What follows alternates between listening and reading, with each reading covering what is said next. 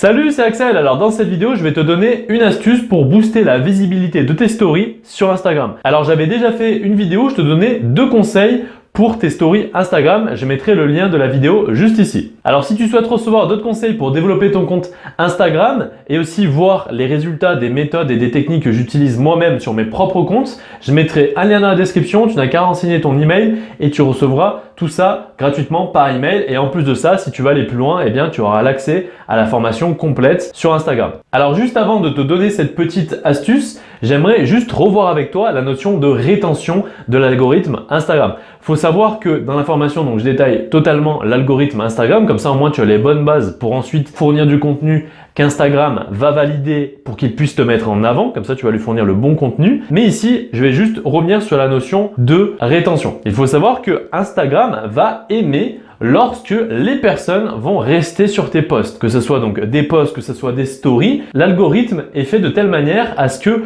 plus les personnes vont passer du temps individuellement sur chacun de tes posts et plus la rétention va augmenter. Donc Instagram va comprendre que tu crées de la valeur par le biais de ces posts, soit car les personnes vont rester sur ton post, sur ta vidéo, ils vont lire ta description, ils vont participer peut-être en répondant à tes sondages, etc.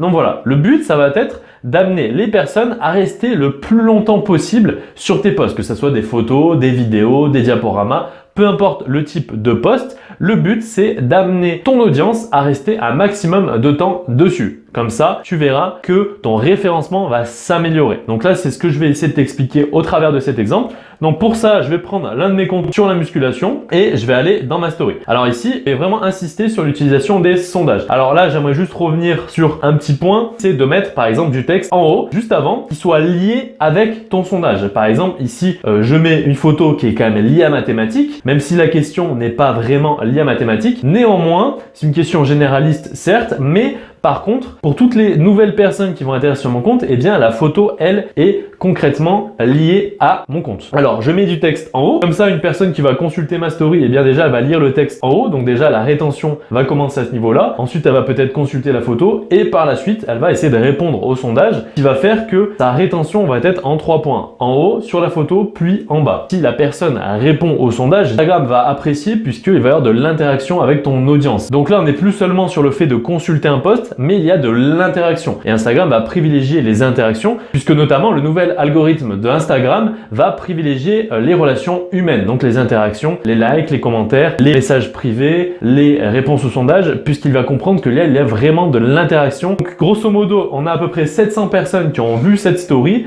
dont 100 ont interagi avec. Ce qui nous fait donc une personne sur 7 qui a interagi avec la story. Et ce haut score en termes de vues sur cette story est fortement lié au fait d'avoir créé un sondage puisque la rétention non seulement a augmenté puisque les personnes vont lire la question et vont y répondre, donc ça va leur prendre plus de temps. Donc qui dit plus de temps dit plus de rétention sur cette story, mais aussi comme elles vont interagir avec, eh bien l'interaction va être privilégiée par Instagram. C'est comme si lorsque vous avez par exemple plusieurs types d'interactions, vous avez les likes, les commentaires, les messages privés, les interactions par le biais de sondage, etc. Eh bien en fonction du type d'interaction, Instagram va accorder un nombre de points différents. Par exemple, un like va gagner 1 point, un commentaire va gagner 2 points, un message privé va gagner 3 points, une interaction sur un sondage par exemple va gagner aussi 3 points. D'où le fait que là j'ai été fortement mis en avant. Car plus vous allez augmenter ce phénomène de rétention mais aussi donc d'interaction et plus Instagram va vous mettre en avant. Il faut savoir que donc les personnes qui vous suivent vont voir plus facilement votre story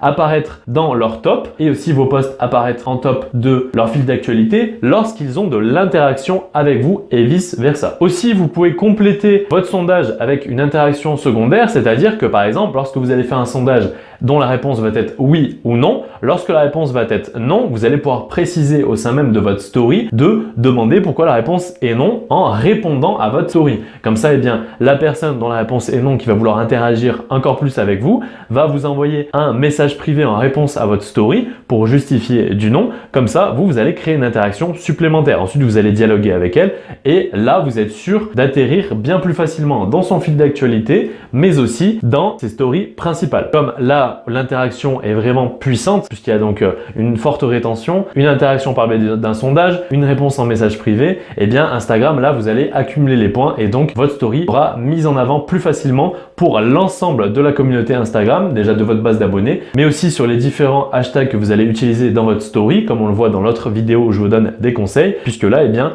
vous allez être mis en avant car l'interaction va être forte. Donc, vous faites d'une pierre deux coups. Aussi, à la fin de l'exploitation de votre story, par exemple à partir de 20 h, lorsque vous êtes sûr à peu près de ne plus avoir trop d'interactions qui vont être liées à votre story, vous pouvez partager les résultats. Comme ça, au moins, ça va engager votre audience qui sera plus incitée à participer à vos futurs sondages, puisqu'après, ensuite, elle envoie le résultat. Forcément, elle va être bien plus impliquée. Pour cela, vous avez un bouton sur votre story lorsque vous êtes sur votre post, partagez les résultats et ça vous met automatiquement le même post que précédemment, sauf que ça remplace la partie basse de votre sondage par cette fois-ci non plus une interaction, mais un résultat. Vous avez juste à faire partager le résultat et à ajouter à votre story comme ceci. Donc voilà, j'espère que cette petite astuce vous aidera et que vous la mettrez en application pour votre story Instagram. Je me répète, pour ceux qui souhaitent recevoir d'autres conseils pour développer leur compte Instagram, mais aussi voir moi les résultats que j'obtiens grâce à l'application des différentes techniques et méthodes que j'utilise sur mes propres comptes Instagram, il y a un lien dans la description, vous n'avez qu'à renseigner votre email